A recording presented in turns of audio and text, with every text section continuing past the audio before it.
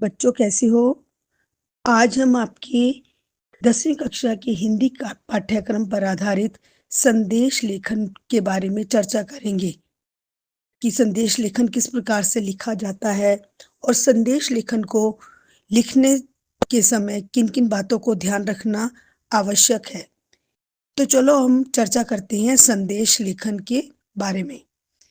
संदेश को हमेशा बॉक्स में लिखा जाना चाहिए। बॉक्स के बीचों बीच सबसे पहले शुभकामना संदेश, शोक संदेश आदि शीर्षक लिखा जाना चाहिए। बाईं तरफ दिनांक तथा उसके नीचे समय लिखना चाहिए। फिर उसके बाद अभिवादन जैसे प्रिय, मान्यवर आदि शब्दों को लिखना चाहिए। इसके नीचे मुख्य विषय का वर्णन करें। ध्यान रखें कि यह वर्णन ज़्यादा लंबा ना हो और अंत में प्रेषक यानी भेजने वाले का नाम लिखना चाहिए। संदेश लेखन 40 शब्दों की सीमा में लिखा जाना चाहिए, इसलिए शब्द चयन ऐसा होना चाहिए जो सरल, संक्षिप्त और सारगर्भित हो, यानी मुख्य भाव को कम से कम शब्दों में प्रस्तुत कर सके। इसमें विषयानुकूल चित्रों का समावेश भी किया जा सकता है। अब बेटा हम चर्चा करेंगे कि संदेश लेखन का प्रारूप क्या है, यानी कि फॉर्मेट क्या है। तो जैसे प्रश्न है, आपके मित्र को एक प्रतिष्ठित कॉलेज में दाखिला मिला है और छात्रवृत्ति भी मिली है। उसे बधाई देते हुए 30-40 शब्दों में संदेश लिखिए। तो बेटा इसका प्रारूप मैं आपको प्रस्तुत करने जा रही हूँ। जैसे आप क्या लिखेंगे, सबसे ऊपर संदेश, बधाई संदेश लिखा तो शीर्षक होगा आपका बधाई संदेश।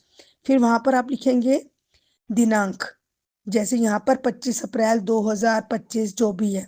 फिर समय लिखेंगे, उसके बाद आप अभिवादन जैसे शब्द लिखेंगे, जैसे प्रिय मित्र या मान्यवर, ठीक है। उसके बाद मुख्य भाग विषय वस्तु, की विषय वस्तु कैसी होनी चाहिए।